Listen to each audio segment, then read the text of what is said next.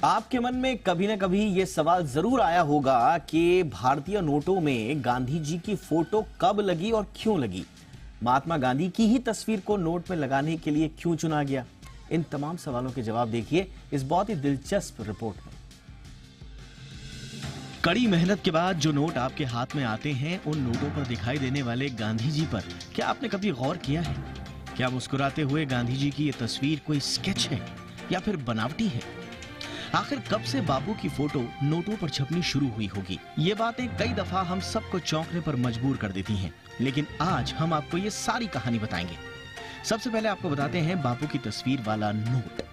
इस नोट पर इस तस्वीर को गौर से देखिए। दरअसल ये तस्वीर कोई स्केच नहीं है, ये बापू की असली फोटो है और इसे 1946 में ली गई एक तस्वीर से काटा गया था। इस ऐतिहासिक तस्वीर में बापू ब्रिटिश राजनीतिज्ञ Lord Frederick Williams Pethick Lawrence के साथ खड़े हैं। इस तस्वीर को इसलिए चुना गया क्योंकि इसमें गांधी जी की मुस्कुराती हुई सबसे परफेक्ट अभिव्यक्ति थी।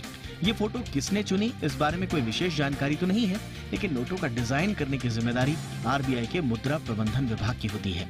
आरबीआई अधिनियम 1934 की धारा 25 के मुताबिक बैंक नोटों का डिजाइन, रूप और सामग्री ऐसी ही तय करते हैं जिसे केंद्रीय बोर्ड की ओर से की गई सिफारिशों पर विचार करने के बाद केंद्र सरकार की हरी झंडी मिल गई हो।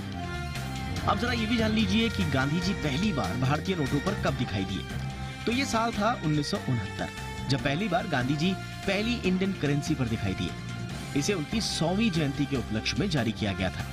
इस नोट पर आरबीआई गवर्नर एल.के. झा के हस्ताक्षर थे और इसमें गांधी जी को सेवाग्राम आश्रम की पृष्ठभूमि में दिखाया गया था। और इसके बाद अक्टूबर 1987 में गांधी जी की तस्वीर वाले 500 रुपए के नोटों की एक सीरीज जारी की गई।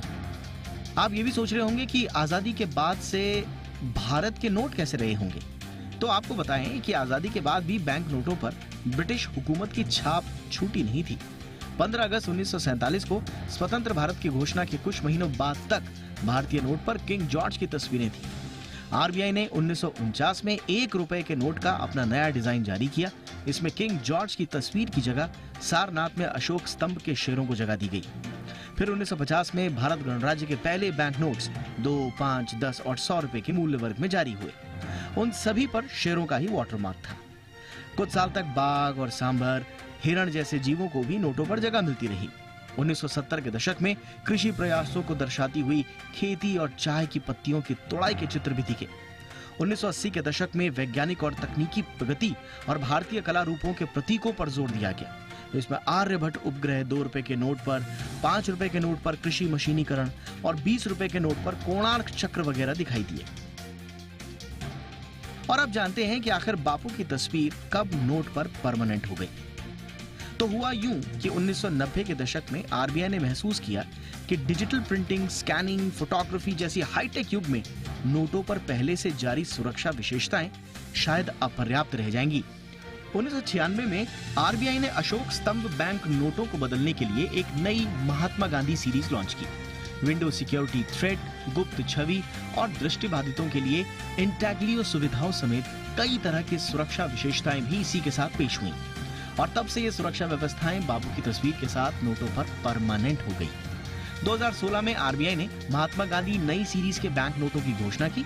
इस श्रृंखला में गांधी जी का चित्र पहले की तरह ही है, लेकिन अतिरिक्त सुविधाओं के अलावा नोटों के पीछे स्वच्छ भारत अभियान का लोगो भी जोड़ दिया गया। तो ये थी भारतीय नोटों पर बापू की कहानी। हालांकि सच्चाई ये भी है कि रह रहकर अब भी महात्मा गांधी के अलावा नोटों पर और तस्वीरों को छापने की मांग उठती रहती है। मसलन अक्टूबर 2022 में दिल्ली के मुख्यमंत्री अरविंद केजरीवाल ने प्रधानमंत्री और केंद्र सरकार से नोटों पर भगवान गणेश और देवी लक्ष्मी की तस्वीरें लगाने की अपील की, लेकिन सरकार ने उस पर गौर नहीं किया। ब्यूरो रिपोर्ट, जी मीडिया।